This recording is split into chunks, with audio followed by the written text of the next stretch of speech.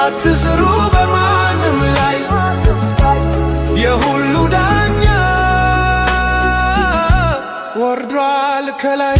አትፍረዱ። ዱ ኖት ጀጅ ኔቨር ጀጅ። በአሜሪካ ዩናይትድ ስቴትስ ሁለት በጣም ታዋቂ ሰባኪዎች ነበሩ። አንደኛው ጂም ስዋገርት ይባላል፣ ሌላው ደግሞ ጂም ቤከር ይባላል። ሁለቱም በጣም ታዋቂ ነበሩ፣ ተወዳጅ ነበሩ፣ በጣም ደግሞ ሀብታም ባለጠጎች ነበሩ። ቆየና ጂም ቤከር የተባለው ሰባኪ ችግር ውስጥ ገባ። የገንዘብ ችግር ገባ። አንድ ከተማ ለራሴ እሰራለሁ ብሎ ሞከረ። ብዙ ዕዳ ውስጥ ገባ። ችግር ውስጥ በጣም ከባድ ችግር ውስጥ ገባና እስር ቤት ገባ።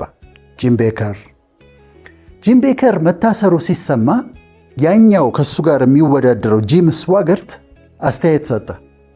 የሰጠው አስተያየት ምንድን ነው ያለው? ጂም ቤከር he was a cancer for the church of Christ ብሎ ተናገረ። ጂም ቤከር የታሰረው ያልታሰረው ነው የሚናገረው። ለክርስቶስ አካል ለቤተ ክርስቲያን ካንሰር ነበረ። ስለዚህ እጁን ያገኘው እንኳን ገባ ብሎ ተናገረ። በወራት ልዩነት ያኛው እስር ቤት ገብቷል ጂም ቤከር። በወራት ልዩነት ጋዜጠኞች ይሄኛውን ደግሞ ይከታተሉት ስለነበር፣ ጂም ስዋገርትን ይከታተሉት ስለነበር ከሴተኛ አዳሪ ጋር እጅ ከፍንጅ ያዙት። ሙሉ ሚዲያ የሚናገረው ስለሱ ነበረ። ጂም ስዋገርት በጂም ቤከር ላይ ምንድን ነው ያደረገው? ፈረደ፣ ጀጅ አደረገ። የዛሬ መልእክት ለእኔም ለእናንተም አትፍረዱ የሚል ነው። ዱ ኖት ጀጅ ኔቨር ጀጅ። ጀጅ አታድርጉ። በማንም ሰው ላይ አትፍረዱ። ፍርድ የእሱ ነው፣ የፈጣሪ ነው። የተሰጠው እሱ ነው ለሚፈርደው እንጂ እኛ ጀጅ አናረግም። ስለዚህ የተለያዩ እናንተ ስራችሁ በጣም መልካም ሆኖላችሁ የሌላ ሰው ስራው ተበላሽቶ ስትመለከቱ ጀጅ አታድርጉ፣ አትፍረዱ። እንዲህ ስለሆነ ነው እኮ የተባለበት የሆነበት ብላችሁ አትፍረዱ። ስለዚህ በምንም ነገር ፍርድ የፈጣሪ እንደሆነ እወቁና ምንም ነገር ሲፈጠር የፍርድ ቃል ከአንደበታችሁ አይወጣ። ከፈረዳችሁ ግን ምንድን ነው የሚሆነው?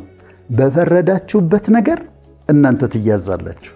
አንድ ሰሞን በጣም መንፈሳዊነት ተሰማኝ፣ በጣም ቅዱስ መሆን ተሰማኝ፣ በጣም ቅዱስ ሰው የሆንኩ መሰለኝና የሚሰነካከሉ በኃጢአት የሚገኙ ሰዎች ላይ እፈርዳለሁ። እንዴት እንዲያረጋሉ? ይሄ እንዴት ከሌ እንዲያረጋል? እንዴት እንደዚህ ቆየሁና ግን በተለያዩ ድካሞች ላይ ሳልፍና ይሄ ደካማ እንደሆንኩኝ ሳውቅ ጀጅ ማድረግ ተውኩኝ።